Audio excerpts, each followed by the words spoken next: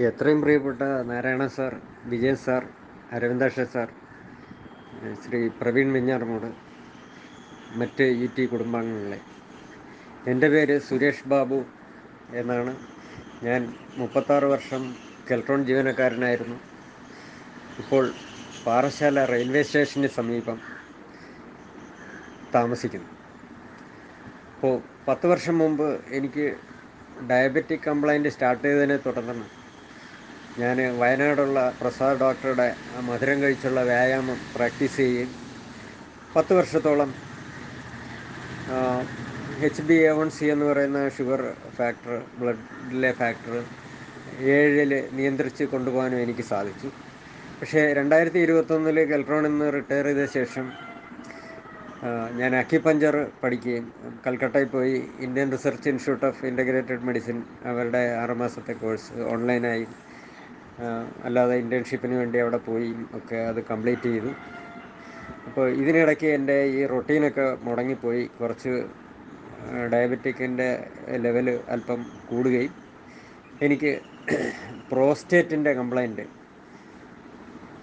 ഉണ്ടായി. മൂത്രത്തിന് പെയിനും തടസ്സം ഉണ്ടായതിനെ തുടർന്ന് എനിക്ക് ചെക്ക് ചെയ്തപ്പോൾ ലെവൽ ഗ്രേഡ് 2 പ്രോസ്റ്റേറ്റ് ഉണ്ട് എന്നറിയാൻ കഴിയുകയും ഒപ്പം ക്രിയാറ്റിൻ ലെവൽ 1.27 ആവുകയും പിന്നെ BP സാധാരണയായി എനിക്ക് 90, 130 ഒക്കെ ഉണ്ടായിരുന്നത് കുറേ കാലമായി 96, 150 എബോവ് ഒക്കെ കാണിച്ചു. അപ്പോൾ എല്ലാവരും മെഡിസിൻ കഴിക്കണമെന്ന് നിർബന്ധിച്ചിരുന്ന ഒരു കാലവും ആയപ്പോഴാണ് എൻ്റെ ബ്രദറിൽ നിന്ന് ഇങ്ങനെ UTയെക്കുറിച്ചുള്ള അറിവ് എനിക്ക് കിട്ടുകയും ആ കിട്ടിയ ദിവസം തന്നെ, അതായത് 2023 മാർച്ച് 19-ാം തീയതി തന്നെ ഞാൻ UT സ്റ്റാർട്ട് ചെയ്യും.